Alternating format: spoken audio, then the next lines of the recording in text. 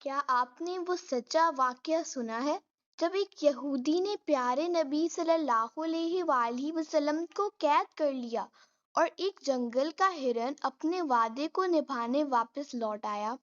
یہ ایمان، وفا اور رحمت کا ایک ایسا عظیم واقعہ ہے جو دلوں کو چھو لیتا ہے۔ ایک دن نبی کریم صلی اللہ علیہ وآلہ وسلم جنگل کے قریب سے گزر رہے تھے کہ آپ نے دیکھا ایک یہودی نے ایک ہرن کو باندھ رکھا ہے۔ جیسے ہی اس ہرن کی نظر نبی پاک صلی اللہ علیہ وسلم پر پڑی تو وہ رونے لگا اور عرض کرنے لگا، یا رسول اللہ، آج صبح میں نے اپنے بچوں کو بھوکا پیاسا چھوڑ کر رزق کی تلاش میں نکلا تھا۔ یہ یہودی آیا اور مجھے پکڑ کر قید کر لیا۔ صبح سے اب تک میرے چھوٹے چھوٹے بچے میرا انتظار کر رہے ہوں گے۔ انہوں نے دودھ نہیں پیا ہوگا، ان کے گلے خشک ہو گئے ہوں گے۔ یا رسول اللہ، میری آپ سے عاجزانہ درخواست ہے کہ مجھے اپنے بچوں کے پاس جانے دیں تاکہ میں انہیں دودھ پلا سکوں اور پھر واپس آ جاؤں گا۔ ہرن کی درد بھری فریاد سن کر نبی کریم صلی اللہ علیہ وآلہ وسلم کی آنکھوں سے آنسو نکل گئے۔ آپ صلی اللہ علیہ وسلم نے یہودی سے فرمایا، اے یہودی، تم نے اس معصوم جانور کو کیوں باندھ رکھا ہے؟ کیا تم نہیں دیکھتے کہ یہ ماں ہے، اس کے تھن دودھ سے بھرے ہیں اور یہ اپنے بچوں کے لیے بے قرار ہے؟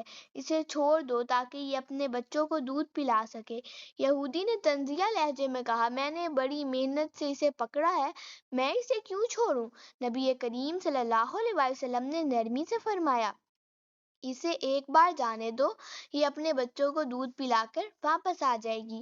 یہودی نے ہنستے ہوئے کہا، کبھی ایسا ہوا ہے کہ باندھا ہوا جانور واپس لوٹ کر آیا ہو؟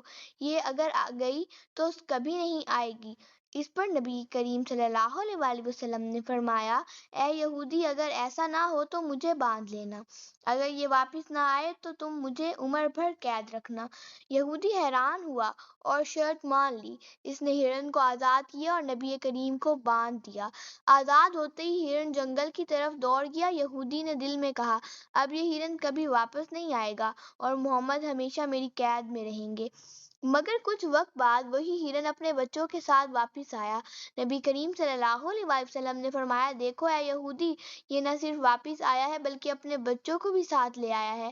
جان لو میں صرف انسانوں کا نہیں بلکہ جانوروں، پرندوں اور پوری کائنات کا نبی ہوں۔ یہ منظر دیکھ کر یہودی کے دل پر چوٹ لگی، وہ رو پڑا اور بولا، یا رسول اللہ، میں سمجھ گیا آپ اللہ کے سچے نبی ہیں، مجھے اپنے ہاتھوں سے کلمہ پڑھا دیجیے۔ چنانچہ اس نے ایمان قبول کیا اور مسلمان بن گیا۔ سبحان اللہ۔ پیارے دوستو، نبی کریم صلی اللہ علیہ وآلہ وسلم کی ذات سرپا رحمت تھی۔ کبھی دشمن معاف کیے، کبھی جانوروں پر رحم کیا، کبھی اللہ کے حکم سے معجزے ظاہر ہوئے۔ ایک اور موقع پر ایک بدو نبی کریم صلی اللہ علیہ وآلہ وسلم کے پاس آیا۔ اس نے کہا، میرے ہاتھ میں یہ چھپکلی اگر آپ کی نبوت کی گواہی دے دے تو میں ایمان لے آؤں گا۔ نبی صلی اللہ علیہ وآلہ وسلم نے حکم دیا اور وہ چھپکلی سب کے سامنے عربی زبان میں بولی، آپ اللہ کے رسول ہیں۔ یہ منظر دیکھ کر بدو فوراً ایمان لے آیا۔ اسی طرح ایک موقع پر کافروں نے کہا، اگر آپ آسمان کے چاند کو 2 ٹکڑوں میں بانٹ دیں تو ہم ایمان لے آئیں گے۔